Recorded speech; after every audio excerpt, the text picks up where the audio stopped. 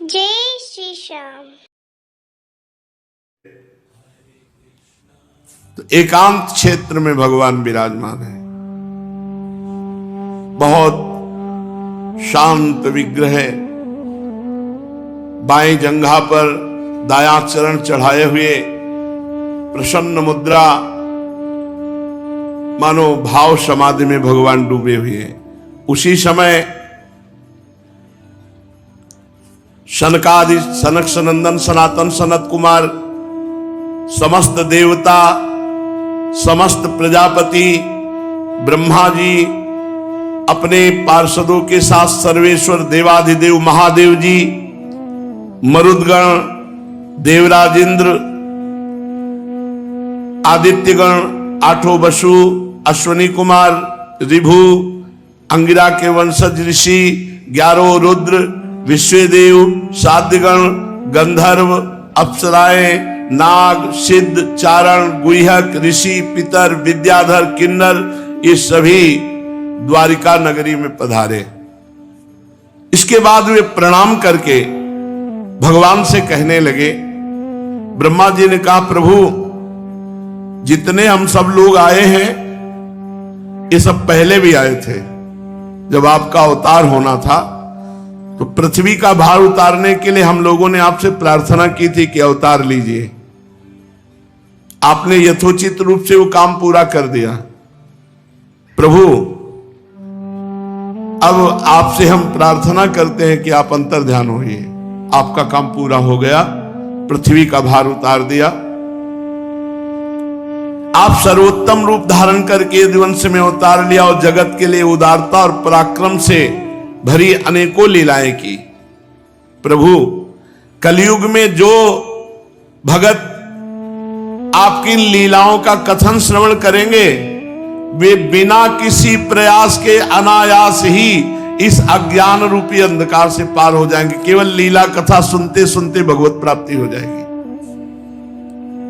पुरुषोत्तम सर्वशक्तिमान प्रभु, आपको यदुवंश में अवतार ग्रहण किए हुए 125 वर्ष बीत गए। सर्वाधार प्रभु, अब हम लोगों का ऐसा कोई काम बाकी नहीं रहा जिसे पूर्ण करने के लिए आपको यहां रहने की आवश्यकता हो। ब्राह्मणों के शाप के कारण आपका यह कुल भी एक प्रकार से नष्ट हो ही चुका है। इसलिए वैकुंठनाथ, द्वारिकाधीश श्री कृष्ण, यदि आप उचित समझें तो अपने परम धाम में पधारिए। अपने सेवक हम लोकपालों का तथा हमारे लोगों का पालन पोषण कीजिए। भगवान श्री कृष्ण ने कहा, ब्रह्मा जी आप जैसा कहते हैं मैं पहले से ही वैसा निश्चय कर चुका हूं। मैंने आप लोगों का सब काम पूरा करके पृथ्वी का भार उतार दिया, परंतु अभी एक काम बाकी है। वह ये कि ये यदुवंशी बहुत बलवान है। इनका बल, विक्रम, वीरता, शूरता, धन संपत्ति से उन्मत्त हो रहे हैं। इनको कोई दबा नहीं सकता। ये सारी पृथ्वी को ग्रस लेने पर तुले हैं। मैंने अपने बल से इनको रोक रखा है, जैसे समुद्र को उसके तट की भूमि। यदुवंशियों का विशाल वंश विनाश करके मैं फिर आऊंगा, क्योंकि अगर विनाश नहीं किया तो मेरी मर्यादा का उल्लंघन करके सारे लोगों का संहार कर डालेंगे, इतने बलवान हैं। निष्पाप ब्रह्मा जी, अब ब्राह्मणों के शाप से इसका नाश प्रारंभ हो चुका है। इसका अंत हो जाने पर मैं आपके धाम से होकर के जाऊंगा। श्री सुखदेव जी महाराज कहते हैं, परीक्षित, जब अखिल लोकाधिपति भगवान श्री कृष्ण ने इस प्रकार कहा तब ब्रह्मा जी उन्हें प्रणाम किया और देवताओं के साथ वे सब ऋषि मुनि अपने अपने स्थान को चले गए। जेव ही ऋषि मुनि वहां से हटे तेव ही अपशकुन शुरू हो गया।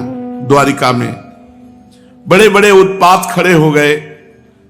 उन्हें देखकर यदुवंश के बड़े बूढ़े भगवान श्री कृष्ण के पास आए और हाथ जोड़कर प्रार्थना की कि ये बड़े बड़े उत्पात हो रहे हैं, बड़े बड़े अपशकुन हो रहे हैं, इसका क्या सूचना है। तो भगवान ने कहा कि गुरुजनों, आजकल द्वारिका में जिधर देखिए उधर ही बड़े बड़े अपशकुन उत्पात हो रहे हैं। हमें लगता है ब्राह्मणों ने जो शाप दिया है कुल के वंश के विनाश का, वो समय आ गया है, टाला नहीं जा सकता, क्योंकि ब्रह्म ऋषियों का शाप बड़ा कठिन है। मेरा ऐसा विचार है कि यदि आप लोग मेरी बात से सहमत हो तो बिना विलंब किए हम लोगों को आज ही द्वारिका छोड़ देनी चाहिए और परम पवित्र प्रभास क्षेत्र के लिए निकल पड़ना चाहिए। हम जानते हैं कि माया को पार कर लेना बहुत कठिन है, पर प्रभास क्षेत्र बहुत प्रसिद्ध पवित्र स्थान है। जिस समय दक्ष प्रजापति के शाप से चंद्रमा को राजक्षमा रोग लग गया था, उस समय उन्होंने प्रभास क्षेत्र में जाकर स्नान किया और तत्क्षण उस पापजन्य रोग से छूट गए। साथ ही उन्हें कलाओं की अभिवृद्धि भी प्राप्त हुई। हमारी इच्छा है कि सब लोग निकलो द्वारिका से, प्रभास क्षेत्र चलो, वहीं उद्धार होगा सबका। एक जगह सब इकट्ठा हो, चलो प्रभास क्षेत्र चलकर स्नान करेंगे, देवता पितरों का तर्पण करेंगे, अनेकों गुण वाले पकवान तैयार करके ब्रह्म ऋषियों को भोजन कराएंगे। वहां हम लोग सत्पात्र ब्राह्मणों को पूरी श्रद्धा से बड़ी बड़ी दान दक्षिणा देंगे। इस प्रकार अनेक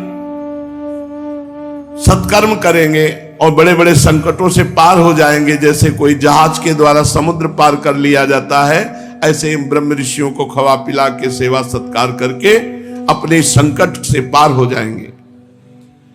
श्री सुखदेव जी कहते हैं, कुल नंदन परीक्षित जब भगवान श्री कृष्ण ने इस प्रकार आज्ञा की, तब यदुवंशियों ने एक मत से प्रभास जाने का निश्चय कर लिया और सब अपने अपने रथ सजाने जोतने लगे। उद्धव जी भगवान श्री कृष्ण के बड़े प्रेमी और सेवक थे। उन्होंने देखा बड़े बड़े अपशकुन और भगवान की आज्ञा और यदुवंशियों की तैयारी, तो समझ गए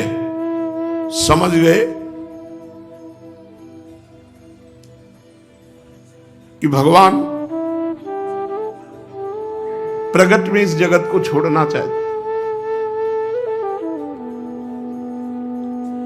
उद्धव जी भगवान श्री कृष्ण के पास एकांत गए और चरणों में लौट गए और चरण पकड़ करके भगवान से प्रार्थना की। देव देवेश योगेशो पुण्य श्रवण कीर्तनम। हे देव देवाधिदेव, हे सबके अधीश्वर, आपकी लीलाओं के श्रवण कीर्तन से जीव पवित्र हो जाता है। आप सर्वशक्तिमान परमेश्वर हैं। आप चाहते तो ब्राह्मणों के शाप को मिटा सकते थे, परंतु आपने वैसा नहीं किया। इससे मैं समझ गया कि आप यदुवंश का संहार करके स्वयं अंतर ध्यान होना चाहते हैं।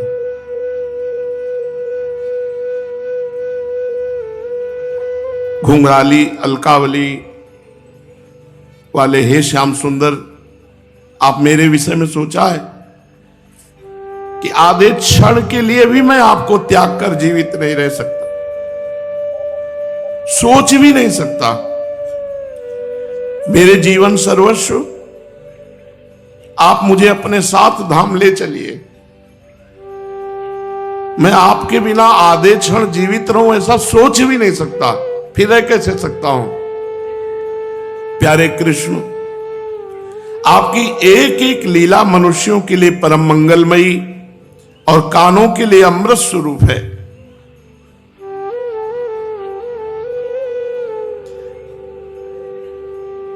जिसे एक बार उसका चस्का लग गया, स्वाद मिल गया, वो फिर जी कैसे सकता है। उसके मन में फिर दूसरी वस्तुओं की लालसा ही नहीं रह जाती।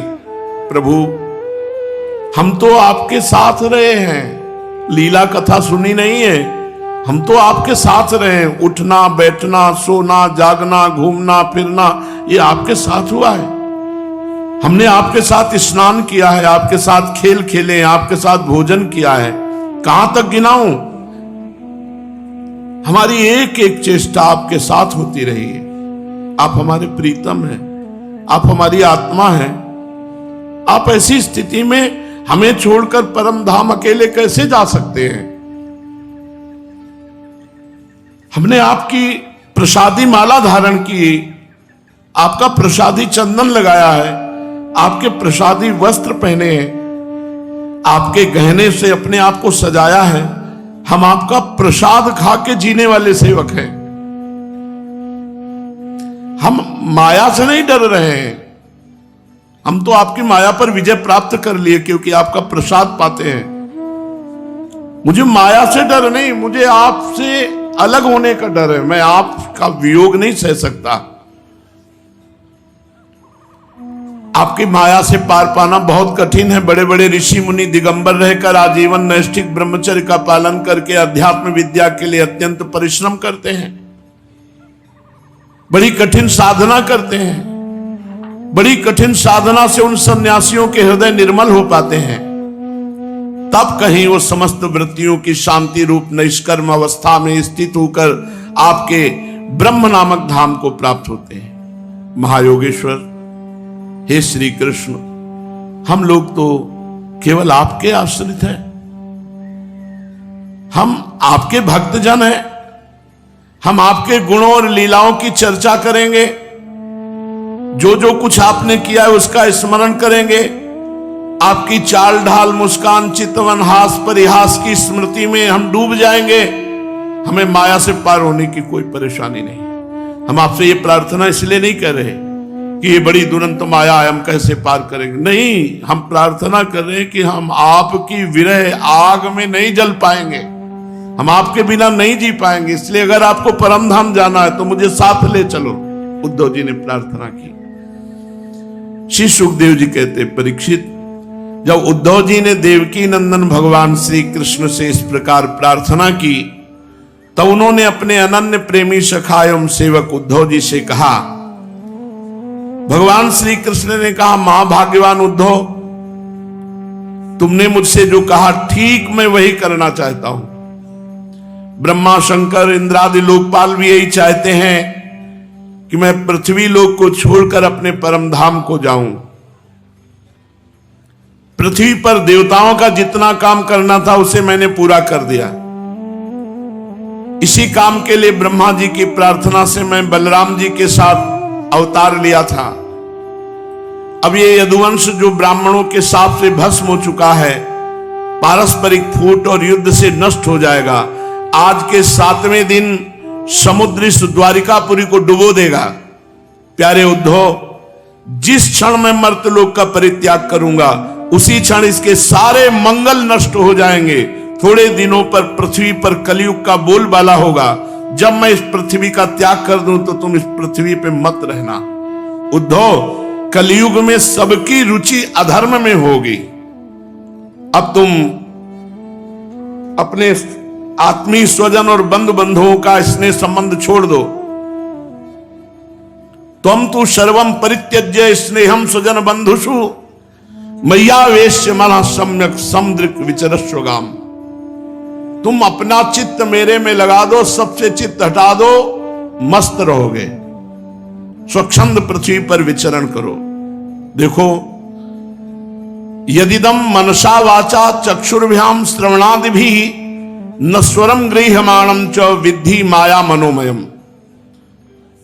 इस जगत में जो मन से सोचा जाता है, वाणी से कहा जाता है, नेत्रों से देखा जाता है, श्रवण से सुना जाता है, वो सब का सब नाशवान है। गो गोचर जहां लघु मन जाई सो सब माया जानो भाई। ये सब सपने की तरह मन का विलास है। ये माया मात्र है, ये सब मिथ्या है। उद्धव, तुम ऐसा समझ लो। जिस पुरुष का मन अशांत है, असंयत है, उसी को पागलों की तरह अनेक वस्तुएं मालूम पड़ती हैं। वास्तव में ये चित्त का भ्रम ही है।